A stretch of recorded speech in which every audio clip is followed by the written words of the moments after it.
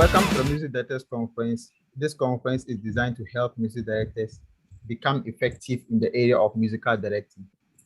So we are doing all that we can so that we can empower music directors to become effective in the area of musical directing. Today, we have a very wonderful guest, and I'm so excited that he has really made time to be with us today. And guys, I believe that it's going to be awesome. I trust that your ministry will not be the same again. You are going to learn something new, and God's name will be glorified. And so, ladies and gentlemen, help me to welcome the gifted hands production CEO. I mean, this year, can you hear me? Yeah, I can hear you loud and clear. Hi. Yes. How are you doing? You're welcome. You're welcome. You're welcome. Thank you. Thank you so much. Yes. Thank you so much. You're welcome to the Music Directors Conference. And thank you. Thank you. This is a great opportunity that we want to learn from you and see what God has laid in your heart to give us today. By the way, your other name, how do they pronounce it? Oh, that's Lutterodt. So it's at Lutterodt. Okay, Lutterodt. You know, there's something that I like to do so much that I made this thing. I search about your name just to see how your name, what it means, Lutterodt. And then here it comes. Let me read it out and you hear. Just it says that Lutterodt, you have a great desire to accomplish something outstanding and do something very worldwide for humanity, especially early in your life. It says that you have a versatile, clever, and analytical mind. And then it says that there's one part B. This is the part I'm looking for. Say that this name gives you an ambition, high ideas, and much creative ability, but the intense, dynamic nature of you is so amazing. I see.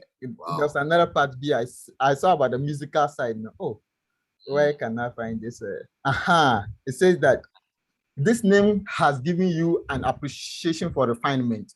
And the better things in life are such as music, literature, and then so many. So I think that the name is really right? Exactly so. I mean, exactly so. Yes. Exactly so. Wow, that's amazing. I like the name. When I researched about it, I said, oh, no, this name, let me take time to research about it to see that what it really means and really means and all that. Yes. And I saw that you are exactly, the name really fits you in. Thank you so much. Thank you so much. Guys, we have him on the show. Let's see what he has for us. Sure. Yes, so I just hand over to you, sir. All right, thank you, Addison. I mean, first and foremost, I want to greet all our cherished listeners, viewers, everybody who is watching this thing, and anybody who would be watching it in the not so distant future. I hope I'm loud and audible enough, right? Yes, you are. Wonderful. So, I mean, to kickstart, you gave me such a wonderful topic for me to talk about. We are looking at understanding production as a music director. So, yes, sir. By the way, sir, when the day I sent this flyer to our page, our WhatsApp page, Music Directors WhatsApp page, some people were like, what does music director got to do with production? This is a different production is a different thing, and music directing is kind of a different thing. And so how is it going to look like? And we were just giving all of our ideas, but we just agreed that, guys, no matter what it's going to be, let's go and learn. Yeah. All right. So I can understand people's perspective, because obviously when you're looking at production, you're looking at basically going to the studio. That's the layman's understanding. When you say, I want to do a production, and it's like, okay, I want to go to the studio, go and record something, have the keys player do something, have the bass player do something, or maybe the studio engineer will handle the entire production or the entire project. Then after that, there's going to be mixing and mastering and all that. Then after that, we have a solid product that we can say, okay, this is a product that I'm selling as music, which is the end result of the production that you've done. And so that's people's perception of production. And it's true. They are not so far off from the truth. However, I feel like as a music director, you need to understand that technology is slowly, it's not even slowly, has crept into our churches. And so you have to have a fair idea of production so that you can infuse it with everything that happens within the church space. I hope you get the idea. Yes, you have to have an understanding of production so that you know how to involve all these things within the church space. What do we normally see happen in the typical church space? You go to any church and typically you find a three-piece band. By a three-piece band, I mean maybe a drummer, a bass player, and the keys player. Okay, a three-piece band. And you would have you have BVs, maybe not more than maybe 6. That's 2 per part, 2 tenors, 2 altos, 2 sopranos, and the lead singer. And normally this is the size or the strength of every church. Okay. Now, more often than not, songs are put on our choir platforms. You're supposed to learn how to play a particular song. Maybe you're supposed to play Joe Metals Bononi, or you're supposed to learn something, a new song on Saturday, which is normally the day choir actually go for rehearsals. Yes. You're supposed to play this song and you're supposed to minister it on the Sunday. Now, this is what normally happens. The song that you are trying to rehearse how to play, you do realize that there are times where if you listen to the song itself, it didn't take a 3-piece band to play. It took maybe a 5-piece band or even a 6-piece band where you have 2 keyboard players, 2 guitarists. You can have one doing the acoustic and one doing the electric, 1 bass player, a drummer, a percussionist. And so all these things are in the production. And yet you're looking at a 3-piece band trying to replicate such music. It's going to be very, very, very, very difficult. So that is where production comes into play. And I'm going to mention a term where most people experienced in the game know about. This is where music directors are supposed to have an understanding of loops. Music directors are supposed to have an idea of how stems and loops are. Okay. And when I spoke about loops, I was saying that loops are normally percussive sounds which are added especially to guide the drummer. Yes. How he's going to play the song. And I tried using an example of Team Eternity's Afro Praise Medley. Okay. It's a very popular song right now, which is on the waves. Let me see what I can on YouTube to find the link. I'm sure most of us have already heard it already, right? Yes. So if we heard that song already, as a music director, let's say I've been given the opportunity to do this song and do this song in church. Your job is to make sure that the band is on point with their sound. So that means you have to go out of your way to make sure that you have the loop of such a thing ready on hand.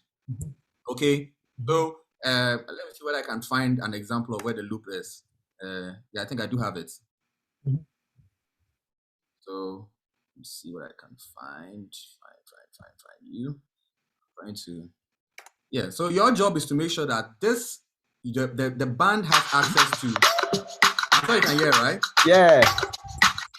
Exactly. So your job is to make sure that you have this down. You have the loop down, which I already have here. You have the loop down. Okay. So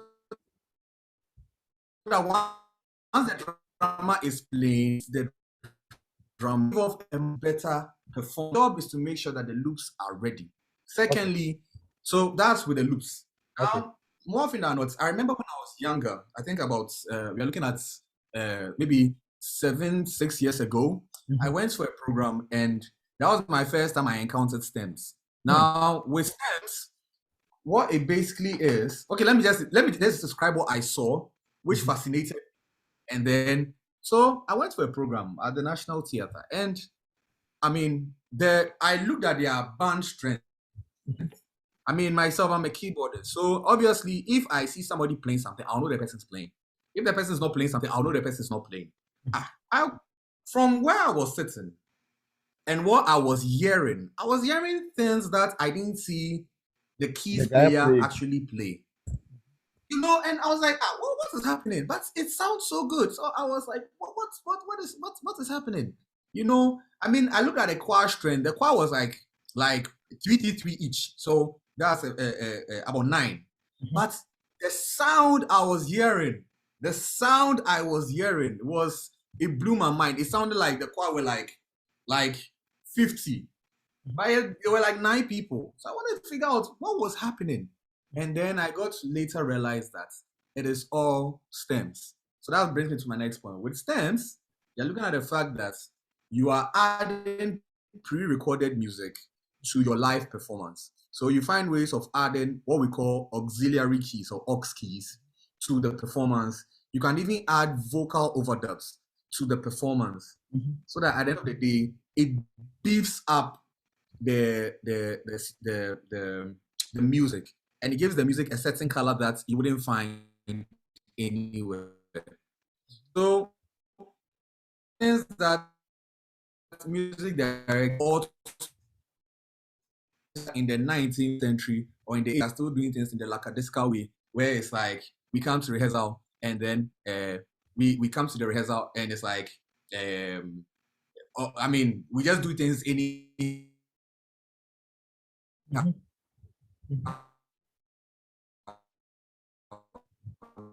No. We people in Ghana are in direct competition with people in direct competition.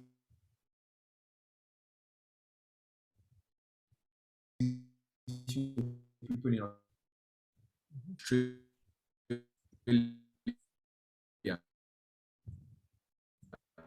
in the UK, because now the world is a global village. Yes. And so by virtue of that, standards are using loops. Okay, these churches are using stems, and they are changing the face of their traditional church music. Okay, and so it's imperative to note that every church has to try and invest in things like that. The music director, and you see, that's the thing. I always say that the music director, more often than not, is in direct contact with the pastor or whoever is the head of music. Like normally there's a music pastor in every church.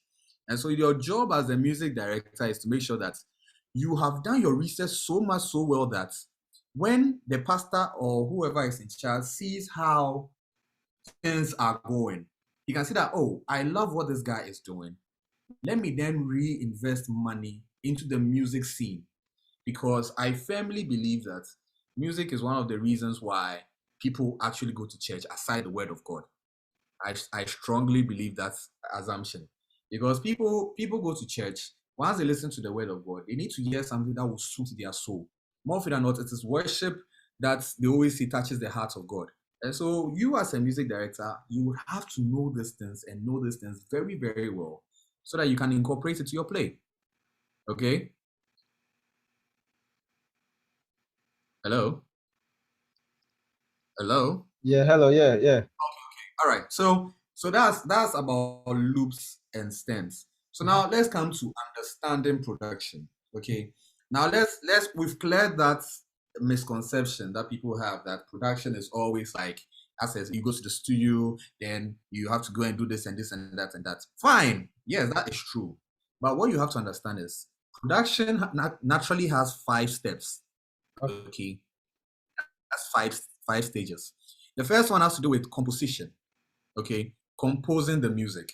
Composing is now you putting the ideas down. Oh, I want to do this song, and these are the lyrics that I have, and I want to make it into a song. That's the first step. Okay, and the second step has to do with arrangement. Arrangement now has to do with the fact that, okay, now this is the idea I have. Let's put some structure in it. So I want to have an intro. I want to have a verse. I want to have a chorus. I want to have a bridge, and I want to have an outro. That's an arrangement. So arrangement is you basically putting structure to the song. Then the third, sound design. Sound design, or what I term the production itself. That is where, now that you have come up with your arrangements, now your tone choices, your instrument selection. Okay, so I want to do a praise song. What instruments am I looking at in doing a praise song? Okay, I might need horns players to help me with the horns line. I might need a guitar to drive the melody of a song. I obviously need a bass guitar to anchor the groove. I'll need the drummer to obviously, keep the groove. I'll need maybe the keys player to do a lot of EPs, maybe some synths here and the organs. So this is where the sound design comes into play. So you have to have a good understanding of sound design. You have to understand what sound design is. You can't say you're a music director and then you are in church and they are doing praises and somebody is playing strings on the praises. This is just an example. Because you are looking for a certain kind of sound to prepare in praises, right? So you have to have an understanding of sound design, sound selection, tone selection, everything. You have to have an idea of that. Because that's the third phase of production. Yes. Fourth stage of production is mixing. Okay. The music director, you have to have an idea of how a production works, how a mix sound works. Okay. You have to understand that once you are doing mixing, or in every church setting, typically you have the person doing the mixing, who is the sound engineer at the back, normally. And you have to have a fair idea that, okay, if the sound is coming through the speakers, these are the things I want to hear in a certain balance. So maybe, obviously, the vocal has to sit on top while the instruments are behind, because the instruments are accompanying the singer. Okay. And so for you, the music director, you have to understand what balance is, what panning is, at least have a fair idea of how reverb sounds like, delays. These are things you have to have a fair idea about. You have to have a fair idea about these things. You understand? So that you know how these things work and how they can alter your music in the church space. And the final part of production is mastering. Normally, you don't find mastering in churches. Mastering is normally for songs that have been maybe produced in the studio, and then they have to be market ready, so that once they are put online on streaming platforms such as Spotify, Amazon, etc., they are of standard. The music volume is of standard. So that's where mastering is. So with the four things that I mentioned, you do realize that maybe let me share. Okay, no, I think let me just so with the four things that I mentioned: composition, arrangement, sound design, mixing. You, the music director, you have to have a fair idea of these things, because these are the basic building blocks of production. Basic building blocks. Understand composition. Understand arrangements, especially within the live setting, is very, very important as a music director. Yes. Understand arrangement. Yes. Understand arrangement. More often than not, this is what I see in churches. We can do rehearsals, right? And sometimes the music director can be the one leading the song. And sometimes the music director, after we've done a rehearsal where we play the verse 2 times, we play the chorus 4 times, then we go to the bridge. Sometimes when we are playing live, he now, under the guise of being led by the Spirit, I'm sure the instrumentalists on the platform would agree with me totally. He, being under the Spirit, can then alter the arrangement on stage. And then it leaves the instrumentalist wondering, what is happening? Because this is not what we rehearsed. Yes. Please, MDs, have a fair idea of arrangement. I'm begging all of you. I'm begging all of you. You have to understand how arrangement works. And you have to be smart. One thing I've realized is that people who do music are actually very smart, because for you to keep certain things in your mind, it's not easy.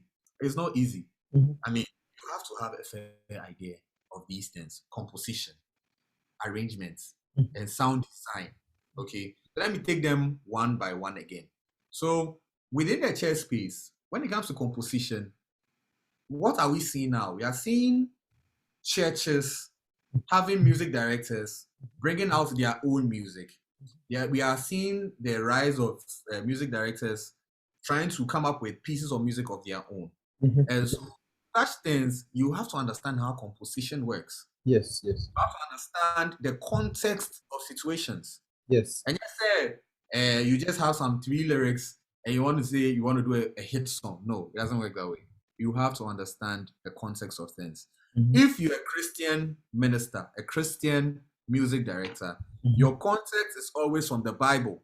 I mean, it's not rocket science. If you are a Christian MD, your composition idea should always be taken from the Bible. You understand? So you have to do your part to make sure that, Charlie, you're on point with the word of God, because that is your foundation. So that's the first side.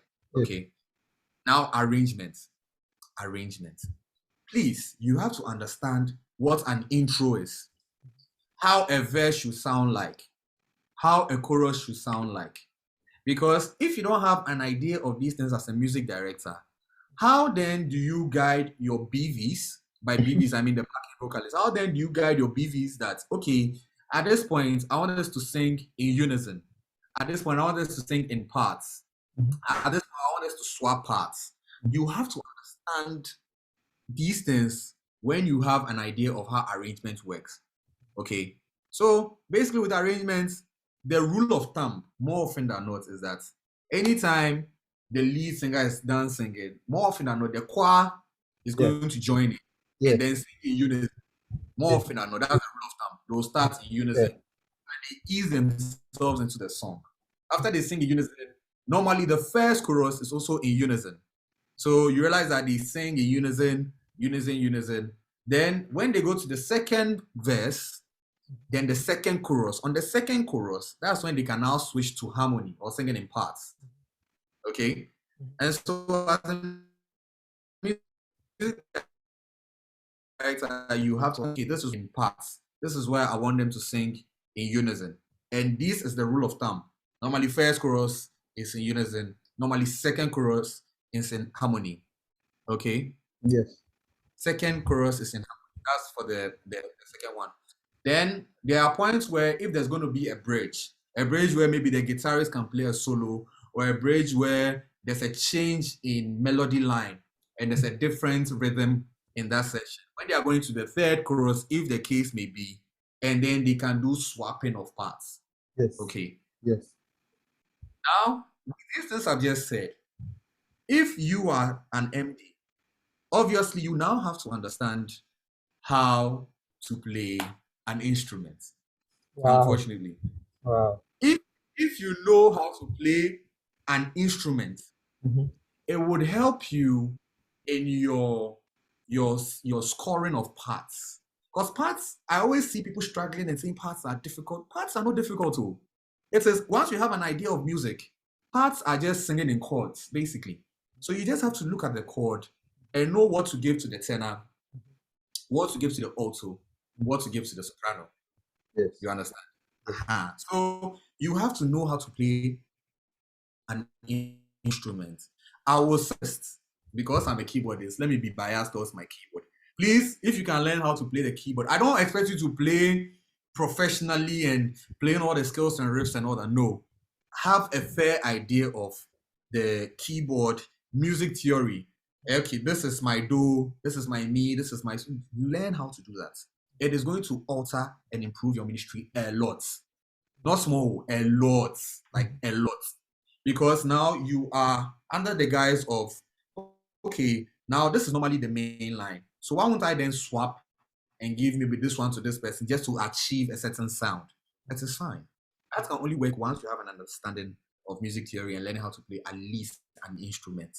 Yes. Okay. Yes. Preferably the keyboard, because I'm a keyboardist. So that's That's right. So that's with arrangements.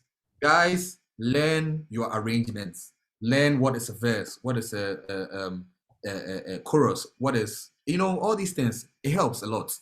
Okay. Then the next thing I was talking about is sound design. Now, when it comes to sound design, that's another thing most MDs find lacking. Sound design is learning the various tones which go with different genres of music. Okay. Yes. I raised an example that you are playing worship, you are playing praises in a typical church setting. So you are doing praises, and then the lead singer is singing a song. Obviously, this is the sound the person is actually going to look for.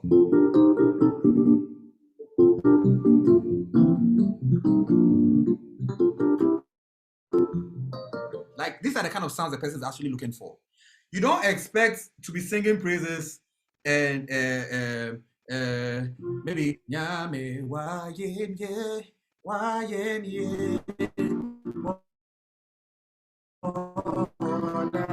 in praises. It doesn't work. It doesn't work. Okay, you have to use an EP sound. So that's where sound design, tone selection, very important. As an MD, you should be able to classify that, okay, in this portion of the music, I want what do you call it? I want EPs at this point. I want a brass section at this point. I want organs at this point. I want bells at this point. I want a synth at this point. I want guitarists. I want you to give me maybe a yaponsa line. I want it to play more muted. I want it to play clean. Maybe at this point, I want to hear the overdrive. You have to have an understanding of these things, and these things are not. They are not. They are not. It's not any hard thing. Take a typical keyboard, go through the keyboard set. You will find all these sounds there. So familiarize yourself with the sound so that the next time you have any, you are going to a live session, that you know how to tell or guide your music or your band as to what they are supposed to do at which particular point in time. I hope you get the idea. So that's pertaining tone and sound design. It is very, very important. If you get it right at that point, you are halfway there. Then the final thing, obviously, be of the loops and stems. Loops and stems are what distinguishes the producer stroke, the good MDs from the bad. Okay. If you know how to, your music is gonna change 100%. Go to churches, you go to churches like Agape House, you go to ICGC, you go to make mention, they are using loops every single time. Yes. And you then wonder, oh,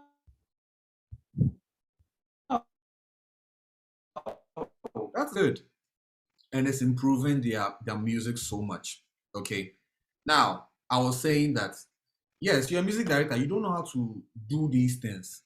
Normally, it is the keys player or even the drums player who knows how to do these things. Work hand in hand with your band. Okay, keys player, I want us to do this song. Kindly do the loop for me. Keys players, they know these things. So involve them in it. And then make sure that your church has the right system to play such things. That's another thing I want to stress about. Make sure your church has the right system to play these things. Otherwise, it's going to be an exercise in futility. You understand? Yes. Have your loops. Make sure that the loops are being played so that it comes cleanly through the drummer sets. Secondly, it comes cleanly through the front of house. By front of house, I mean the main speakers. This is what makes or unmakes a good MD. And so just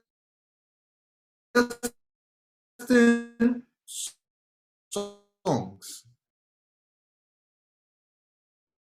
similar kind of sound to what you heard in the recording. Okay, this is something that most sound engineers or people who are in charge of sound at churches don't have, because for a lack of better word, they are just interested in making noise. But music is not noise. Music is making sure the right things are in the right balance, and then everybody is happy listening to what is actually going on. I hope you understand. So that's one of the things you have to realize with that. So I think I've exhausted this one, right? Hello, Addison. Yeah, I think I've exhausted this point, and let me see what to talk about again. I think I've exhausted it. So if you have anything, if there are any questions, I mean, I'm open to them. Okay, so should we open up for questions now? Oh yeah, let's open up for questions. All right, guys. Let's take the questions you have. You can type on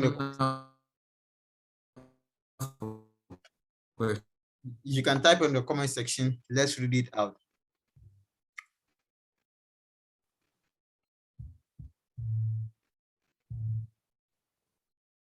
Hello.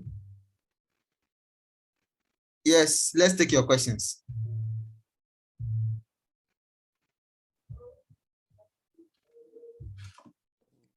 It's like I'm getting this. Please, concerning what you spoke about, that let's say in some churches, you would have let's say just a keyboardist, a bass player, and then a drummer. Exactly. In the church, and then your choir director would be like, he or she would want you, more especially the keyboardist, or you would want you guys to play as if you are like 5 or 6 playing the instruments. So things like this, let's say personally, like, as a keyboardist, because you would hear a lead sound, you would also hear maybe the brass and then some other sounds too. Like what should you really focus on as a keyboardist, more especially when the keyboard is only one? Okay, only one. This is a brilliant question, because these are the things you normally see in every, like most small churches, okay? Not in the large churches, in the small churches. So if you have the case where the keyboard is only one, what I'll suggest you do is that, one, the first thing I made mention of is play with loops. Play with loops. Learn how to take the music and recreate loops of the song. If loops are not a possibility, then what you can do is listen to the song and take out the main elements of the song. Every song has elements, okay? Every song has, when you're listening to any piece of music, there are the main things that you see, the main things you would hear. Obviously, you would hear, if it is a ballad or a worship song, obviously you're going to hear the piano, okay? Then once in a while, you're going to hear the synths and here and there. In such cases, because you are playing piano, you can't obviously do the synth on the piano because you're playing piano, okay? So you focus more on the piano so that you can get the backing and the chords of the song to make sure that the song stands out. If it is a reggae song or a high life song, I would advise that if you are not able to play with loops, kindly learn how to split your keyboard and save patches, okay? For example, but please, just a short one. Please, in terms of the loops, is it that you just maybe you would sit down and then you would record the part that you would want, like you would want it to be as a loop, or there are things like you'd go and download it somewhere and then it will be playing through us? Okay, so right now, I think as an added thing, let me just give some free tips. There are beautiful apps and softwares in the market where through these softwares you are able to create loops out of existing songs. One of such softwares or apps is called Moises, and Moises is an app. So the Moises, I don't know, you can see that there's one part with a microphone, one part showing a percussive or drum set, another part showing what's the name? Another part showing guitar, and the last one showing the keys.